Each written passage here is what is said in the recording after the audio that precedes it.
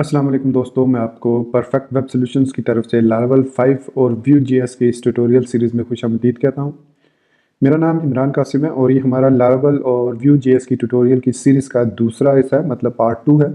और आज के इस वीडियो ट्यूटोरियल में हम देखेंगे कि कैसे Vue.js में हम राउटर को कॉन्फ़िगर कर सकते हैं ताकि हम एक सिंगल पेज एप्लीकेशन को डिज़ाइन कर सकें। तो आज के इस वीडियो ट्यूटोरियल में हम सिंपली Vue राउटर को कॉन्फ़िगर करेंगे यूजिंग npm इंस्टॉलर। इसके अलावा हमारे एक दोस्त ने क्वेश्चन भी किया था कि हम CDN क्यों यूज़ नहीं करते, उसका भी जवाब मैं इसी वीडियो में दूंगा आपको। तो इससे पहले कि मैं इस वीडियो ट्यूटोरियल को स्टार्ट करूं, मैं आपसे रिक्वेस्ट करूंगा कि अगर आपने अभी तक मेरे चैनल को सब्सक्राइब नहीं किया तो काइंडली इसको सब्सक्राइब ज़रूर कर लें और साथ में मौजूद बेल का आइकन प्रेस करना मत भूलिएगा ताकि मेरी आने वाली हर नई वीडियो या सीरीज़ की नोटिफिकेशन आपको आपकी ईमेल में या आपकी यूट्यूब ऐप में आपको मिलती रहे और आप उससे अप टू डेट रह सके। Thank you very much. तो चलिए शुरू करते हैं इस वीडियो ट्यूटोरियल को। तो दोस्तों, इस वक्त आपको मेरी स्क्रीन पर जो मेरे कंप्यूटर की स्क्रीन पर जो लास्ट हमने इंट्रोडक्शन ट्यूटोरियल में सेटअप किया था Vue.js with the panel heading, वो नज़र आ रहा होगा। तो आज के इस वीडियो ट्यूटोरियल में जैसे मैंने कहा, Vue राउटर को हम कॉन्फ़िगर करेंगे और इंस्टॉल करेंगे। और इसके अलावा मैं एक जवाब देना चाहूँगा अपने एक फॉलोअर को जिसने क्वेश्चन किया था कि सर हम CDN क्यों यूज़ नहीं कर सकते Vue.js के लिए।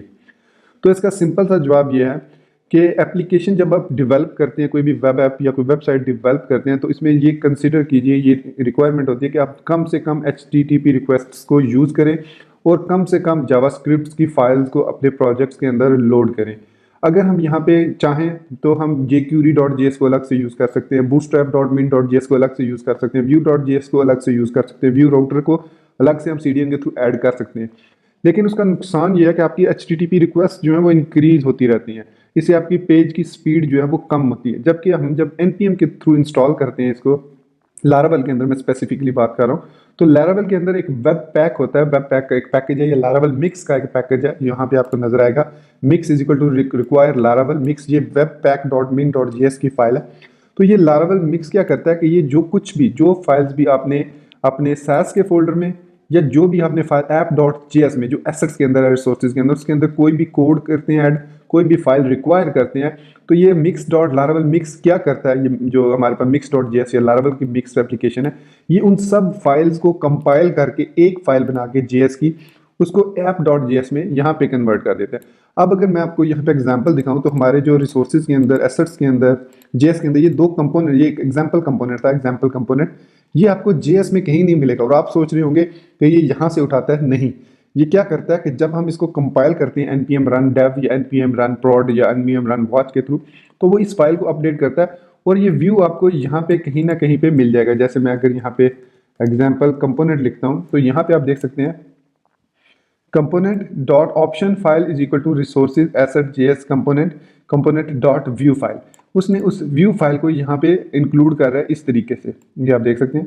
और इससे हमें ये दूसरा फायदा हो जाता है कि जब हम इसको प्रोडक्शन बनाते हैं तो ये मिनीफाइड इसको करता है। अभी ये डेव वर्जन में, अगर मैं ऐप डॉट जेएस, ये वाली ऐप पब्लिक के अंदर जेएस फोल्डर के अंदर ऐप डॉट जेएस ओपन है, अभी ये डेव मोड में है।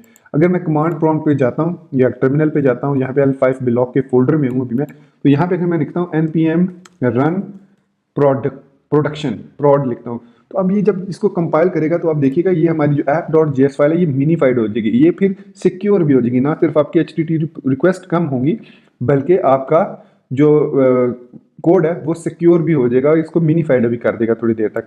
आप देखिए अभी ये रन हो रहा है, it will take few seconds ताकि वो इसको, क्योंकि इसके साथ नो प्रोग्रेस का फ्लैग आई थिंक लग गया, तो ये प्रोग्रेस बार इसलिए शो नहीं कर रहा, जबकि जो रन डेव है उसके साथ भी आई थिंक हमने लगाया हुआ है। खैर ये देखें बिल्ड सक्सेसफुल हो गया। और साथ ही आप ये देख सकते हैं, अगर मैं इसको वर्ड रैप करूं तो ये अब आप देखें हमारा ये जो कोड है ऐप डॉट जेएस का, ये कोड, क्या ये इजीली हैकेबल है कोड? कोई भी नॉर्मल मे बी एक मोर एक्सपीरियंस जो हो आपका डेवलपर, वो शायद इसको डिकोड कर सके। लेकिन अगर आप इसको गौर से देखें तो it is hard to decode. आपको यहाँ पे आर यूज हो रहा है, आर कहाँ से आ रहा है, एस कहाँ से आ रहा है, ये चीज़ें कहाँ से आ रही है, तो यू नो नेवर नोज। तो इस तरीके से हम जो है अपने कोड को सिक्योर भी कर सकते हैं। ठीक है, आई एम श्योर मैंने काफ़ी अच्छे तरीके से एक्सप्लेन कर दिया कि क्यों हम npm के थ्रू लारावेल में इंस्टॉल करते हैं, ताकि हम ना सिर्फ HTTP रिक्वेस्ट को कम कर सकें बल्कि हम अपनी फाइल को सिक्योर भी कर सकें। तो अब हमारी जो ये पब्लिक के अंदर जो जेएस फाइल है ये वाली, ये सिक्योर हो चुकी है। और इसी तरह हमारी जो ऐप डॉट CSS है वो भी सिक्योर हो चुकी है। आप देख सकते हैं यहाँ पे ये सारा जो कोड है ये मिनीफाइड वर्जन है दोनों में, app.js में और app.css में। लेकिन जब हम करते हैं npm run dev, तो अभी आप देखेंगे कि वो उसको डेवलपमेंट इन्वायरमेंट में रखेगा ताकि आप कोड को देख भी सके कौन से कोड की कहाँ पे मिस्टेक है। अभी आप देखिएगा, थोड़ा सा वेट। तो ये देखें अब हमारी CSS फाइल किस तरीके से होगी। अब ये स्टैंडर्ड कोड है, मतलब जो स्टैंडर्ड CSS है वो है।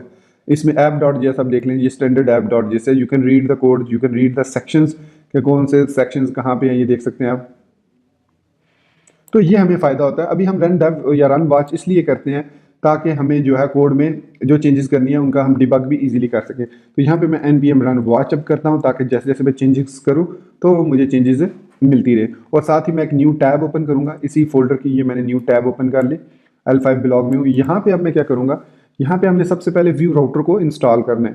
तो Node.js में हम नोड पैकेज मैनेजर को यूज़ करते हैं व्यू राउटर को इंस्टॉल करने के लिए। तो यहाँ पे मैं लिखूंगा npm इंस्टॉल -- सेव, मतलब इसको पैकेज डॉट जेसन में सेव भी कर दो, व्यू डैश राउटर @लेटेस्ट। अगर यहाँ पे मैं आपको वर्जन दिखाऊँ अपने पैकेज डॉट जेसन फाइल में, तो हमारे पास व्यू का वर्जन 2.5.7 है। तो ये लेटेस्ट वर्जन है। इसी तरीके से व्यू राउटर को भी ये हम लेटेस्ट इंस्टॉल करेंगे। इसको एंटर किया, थोड़ा सा टाइम लेगा और यहाँ पे आप देखेंगे कि व्यू डैश राउटर का पैकेज डेव डिपेंडेंसीज में ये ऐड हो जाएगा। ये डाउनलोड हो रहा है, अभी वर्जन 3.0 पॉइंट समथिंग है ये।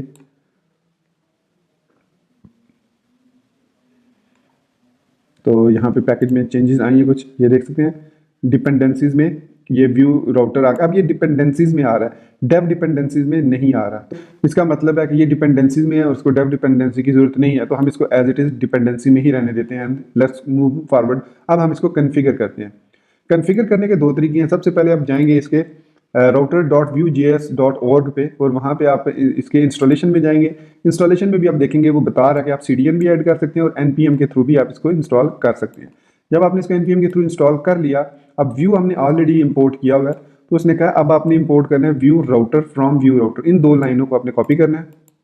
कॉपी करने के बाद आपने अपने पब्लिक के नहीं रिसोर्सेज के अंदर, एसेट्स के अंदर, JS के अंदर app.js में आके यहाँ पे इसको पेस्ट कर देना है इस तरीके से, सिंपल। अब ये आपका राउटर जो है यहाँ पे कॉन्फ़िगर कंपाइल भी हो चुका है और हमारी जो फाइल है वो सक्सेसफुली रीलोड हो रही है, प्रॉपर्ली काम कर रही है। अगर एरर होता तो ये फाइल दोबारा लोड ना होती। अब हमने इसको कॉन्फ़िगर कर लिया अपने, तो अब हम यहाँ पे क्या करेंगे, एक सैम्पल राउट बनाएंगे। तो राउट बनाने के लिए मैं क्या करता हूँ, चूँकि हम welcome.blade.php को हर काम के लिए यूज़ कर रहे हैं यहाँ पे इस सीरीज़ में, इस ट्यूटोरियल में, तो मैं यहाँ पे व्यूज़ में जाऊँगा welcome.blade में और यहाँ पे मैं ऐड करूँगा ये वाला जो सेक्शन है इसका, इसको मैं ख़त्म करता हूँ यहाँ से, एग्जाम्पल कंपोनेंट्स में यहाँ से इसको ख़त्म करता हूँ और यहाँ पे मैं लगाऊंगा nav vs3 nav बार। ये मैंने स्निपेट्स इंस्टॉल किए हुए हैं बूटस्ट्रैप 3 के, तो मैं इस पर एंटर करता हूँ तो ये हमारे पास है nav बार ऐड होगी। अगर मैं इसको रीलोड करूँगा तो अब हमारे पास यहाँ पे ये देख सकते हैं nav बार आ रही है ऊपर। तो इसमें जो चीज़ें नहीं चाहिए वो मैं रिमूव कर देता हूँ। जैसे हमें फॉर्म जो है वो नहीं चाहिए इसमें। अगर आप सर्च फॉर्म ऐड करना चाह रहे हैं तो यहाँ पे आप कर सकते हैं, इसको रख सकते हैं एज इट इज़। तो सर्च फॉर्म चला गया। अब हम इधर वाले लिंक ख़त्म कर देते हैं, इधर वाले राइट वाले लिंक रहने देते हैं। तो लेफ़्ट वाले लिंक्स हम ख़त्म कर रहे हैं, तो वो लिंक्स हमारे ये दो लिंक्स हैं, ये दोनों को भी हम ख़त्म कर देते हैं। तो ये हमारे पास अब दो लिंक क्रिएट हो गया। अब इस लिंक में मैं यहाँ पे इस जो ड्रॉप डाउन है इसको भी ख़त्म कर देता हूँ, क्योंकि हमें ड्रॉप डाउन की तो जरूरत नहीं पड़ेगी यहाँ पे। तो यहाँ पे ये एक लिंक रह गया, ठीक है। अब इस एक लिंक को हम एग्जाम्पल अपने से कनेक्ट करते हैं कि जब हम इसको लिंक पे क्लिक करें तो तब वो जो एग्जाम्पल कंपोनेंट है वो लोड हो। तो इसका मतलब है यहाँ पे अब व्यू राउटर यूज़ होगा। तो यहाँ पे हम इसको टाइटल दे देते हैं लिंक को और इसको नाम दे देते हैं एग्जाम्पल, ठीक है। तो आप देखेंगे कि यहाँ पे एग्जाम्पल लिखा हुआ आ गया, ठीक है। अब हमने इसको कनेक्ट करना है व्यू राउटर। अब व्यू राउटर को पहले हम कन्फिगर करते हैं HTML में। HTML में व्यू राउटर को कन्फिगर किया जाता है, सबसे पहले राउटर लिंक को ऐड किया जाता है विद 2 पैरामीटर और ये एक एट्रीब्यूट है इसका जिसमें हम उसको पाथ देते हैं कि कौन सा हमने पाथ लोड करना है। तो यहाँ पे मैंने एग्जांपल बता दिया। फिर राउटर लिंक। अब जो राउटर लिंक के लिए जब क्लिक करते हैं तो उसके अगेंस्ट जो व्यू ओपन होता है उसको हम कहते हैं राउटर व्यू। तो व्यू के लिए हम nav के बाद यहाँ पे एक कंटेनर लगा लेते हैं, कंटेनर लगा दिया, इसके बाद रो लगा दी, इसके बाद डॉट, आई थिंक हमने व्यू में ऐड किया हुआ है उसके कंटेनर वगैरह जो हमने कंपोनेंट बनाया है उसमें कंटेनर मौजूद है, तो इसका मतलब है कि हमें यहाँ पे कंटेनर ऐड करने की ज़रूरत नहीं है। रिसोर्सेज में, व्यूज़ में, वेलकम में हमें कंटेनर ऐड करने की ज़रूरत नहीं है, ठीक है। अब दूसरी चीज़ हमने ये करनी है कि यहाँ पे बॉडी को हम आईडी दे देते हैं ऐप की, ताकि उसको पता चल जाए कि यहाँ से हमारी ऐप स्टार्ट हो रही है बॉडी से, तो ये यहाँ से जितना भी कोड होगा उसको वो इजीली ऐड कर देगा, हमारा जो लिंक्स हैं वो भी काम करेंगे। अदरवाइज अगर मैं यहाँ पे div id ऐप लगाऊंगा सपोज इस तरीके से, तो ये इससे प्रॉब्लम ये होगी कि ये जो हमने राउटर लिंक यूज़ किया ये काम नहीं करेगा, क्योंकि ये भी पार्ट ऑफ व्यू है। तो यहाँ पे अब मैं इसको राउटर व्यू यूज़ करूँगा, ठीक है। अब जो भी राउटर पे हम क्लिक करेंगे उसका जो व्यू है वो इस जगह पे इसको रिप्लेस करेगा, ठीक है। तो अब हम इसको जावास्क्रिप्ट की तरफ जाते हैं, तो हम जाएंगे रिसोर्सेज के अंदर, एसेट्स के अंदर, जेएस के अंदर, app.js में। अब यहाँ पे हमने लिख दिया, इंपोर्ट कर लिया उसको और उसको यूज़ कर लिया। अब सबसे पहले हमें यहाँ पे राउट्स बनानी है, तो const routes is equal to एक एरे ऑफ ऑब्जेक्ट्स होगी, तो यहाँ पे हम एरे ऑफ ऑब्जेक्ट बनाएंगे। पहला एरे है हमारा, एक ही हमने रखा है तो उसका नाम रखेंगे। सबसे पहले हम बताएंगे पाथ उसका क्या, स्लैश एग्जाम्पल, राइट। फिर इसके लिए हमने बताना है कि कंपोनेंट कौन सा यूज़ करना है, तो हमने एग्जाम्पल डॉट व्यू यूज़ करना है, तो यहाँ पे हम लिखेंगे कॉन्स्ट एग्जाम्पल, एक वेरिएबल लेंगे और उसके अंदर हम रिक्वायर करेंगे डॉट स्लैश कंपोनेंट्स स्लैश, और इसी को कॉपी कर लेते हैं, डॉट व्यू, और इसको यहाँ से कमेंट कर देते हैं, इसको यहाँ भी हमें ज़रूरत नहीं है। अब हमने यहाँ पे इसको लोड कर लिया, रिक्वायर कर लिया हमने, इसका एरर एक कोई आ रहा है यहाँ पे, हाँ ठीक है। तो क्योंकि वो कह रहा है कि कंपोनेंट में भी हमने, तो यहाँ पे हम कंपोनेंट में एग्जाम्पल अब दे देंगे। इसको सेव करते हैं, अब एरर हमारा खत्म हो जाएगा क्योंकि मैंने सेव कर दिया था। तो ये देख सकते हैं बिल्ड सक्सेसफुल लिखा हुआ आ गया। तो अब हमारा ये जो कंपोनेंट यहाँ पे लोड हुआ है,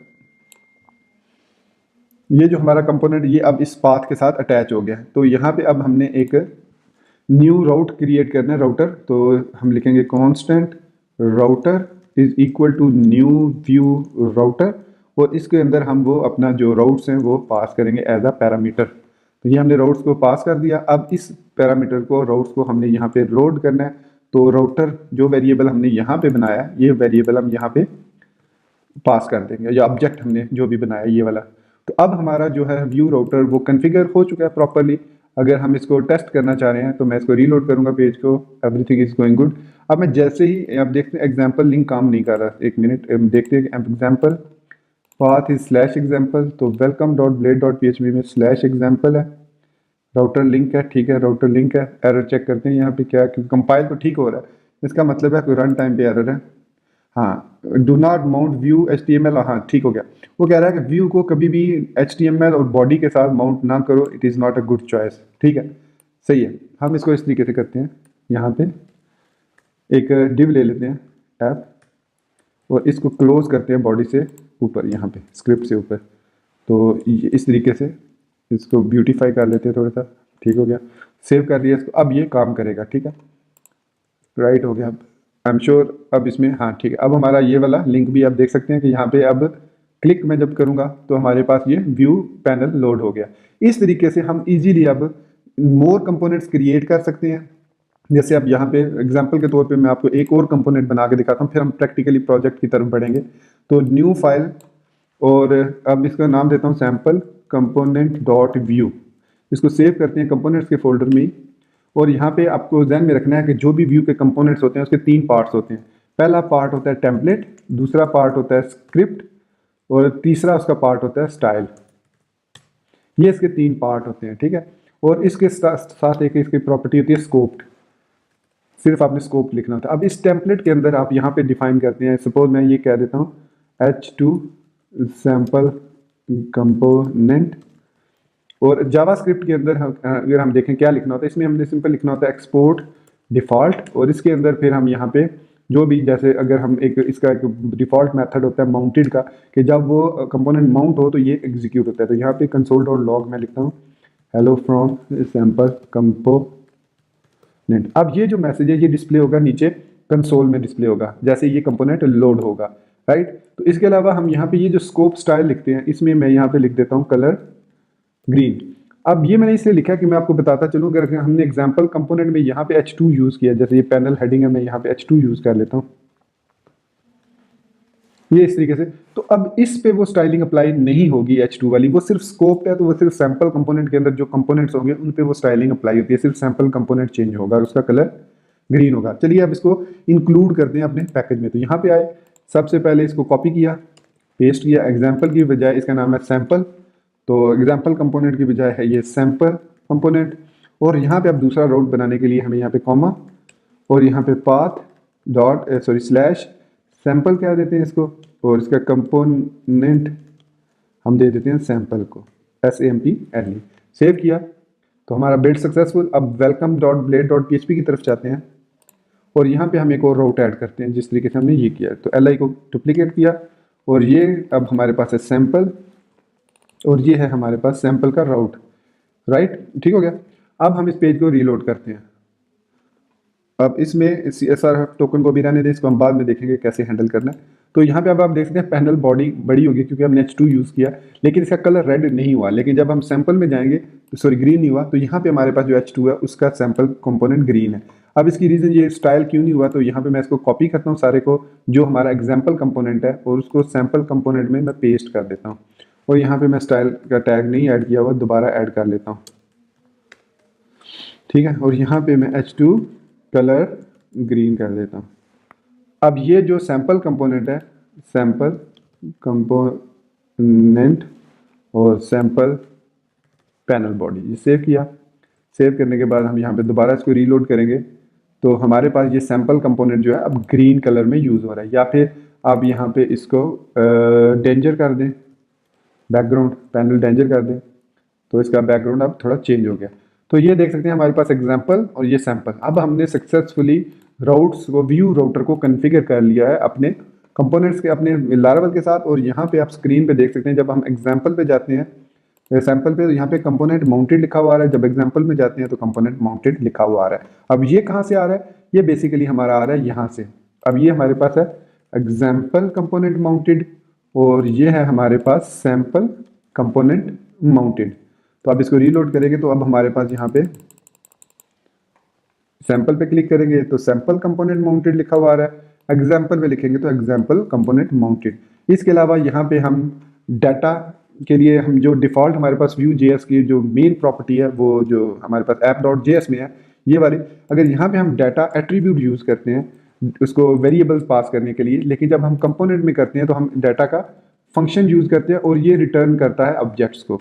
तो यहाँ पे अगर मैं यहाँ पे लिखता हूँ कोई वेरिएबल, जैसे सपोज नेम इमरान कासिम लिखता हूँ, तो अब ये जो कंपोनेंट है हमारा सैंपल कंपोनेंट, इसमें यहाँ पे मैं लिख सकता हूँ हेलो कॉमा और यहाँ पे मैं लिख दूंगा नेम, सिंपल, ये लिखा। अब वो कह रहा है कि यहाँ पे एरर इन